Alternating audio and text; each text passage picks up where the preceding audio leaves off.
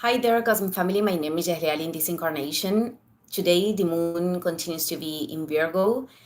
And well, yesterday I was telling you how this is about putting order and adopting practices both in the internal level and in the material reality with pragmatism, with functionality, in an applicative way to align ourselves with that we want to create and to give form to those things in the matter on earth. But also, I told you that at this moment, actually, at this moment that I'm doing this video, the moon is creating, an opposition with Saturn in Pisces. And sometimes these transits put in evidence, a negative perception of their reality. We could be like more pessimistic. But also, this is an opportunity to assume the responsibility for what is manifesting, to assume different decisions, or to persevere in that needs sustain in time to change or to manifest. So also, I was telling you yesterday that this transit could be linked with rigidity, criticism, perfectionism, being authoritarian with ourselves or with other people.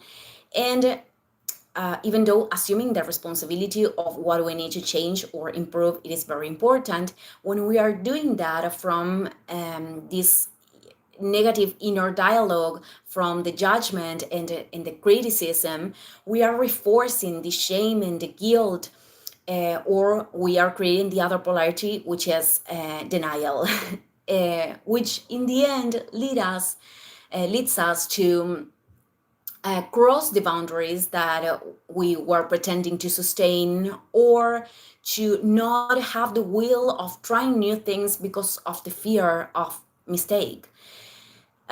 So that is why it is very important to not confuse discipline, which is a word that comes from disciple, that is the one that learns. So what we came here to do, what we call learning, actually, it is to remember the true essence of our soul. Because all the wisdom and the information is already there, it is important to not confuse discipline with that negative dialogues that come from our conditioned mind.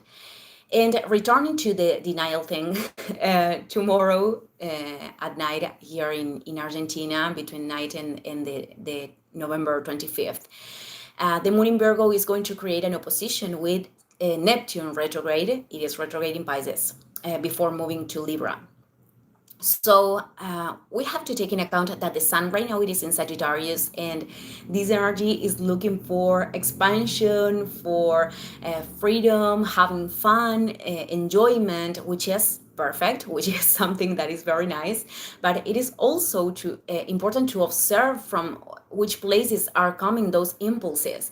If there are excesses to evade ourselves, or we are putting the focus in situations that more than connecting us with what is really possible to these end dreams to earth, they are actually a deviation of what is truly the purpose of our soul. The mechanisms of evasion, I talked about this many times, could work in relation to substances, food, I don't remember the word right now of the thing in the phone. It is out of my mind, but also the focus, the focus and the energy on people and situations that are operating as escape, as an escapism of ourselves. And the more we deepen in this, the more we can perceive this in subtle ways. So precisely yesterday, I was telling you that we have these trines, that I'm not going to repeat the whole thing, but these trines are actually these harmonic aspects, is this available energy through which we can choose to detach from these patterns or dynamics of dependencies in a more fluid way. On the other hand, Neptune has to do with imagination, creativity, sensitivity, empathy, and the comprehension that the more we can use this energy to contribute with ourselves, to go beyond our mental limitations and reconnecting with our soul. The energy of Neptune, it is not something that we understand with our mind only. We understand that with our hearts. So the more we can do that, we're also aligning ourselves with a path that allows us to discover a lot of ways to contribute with others from that inner center.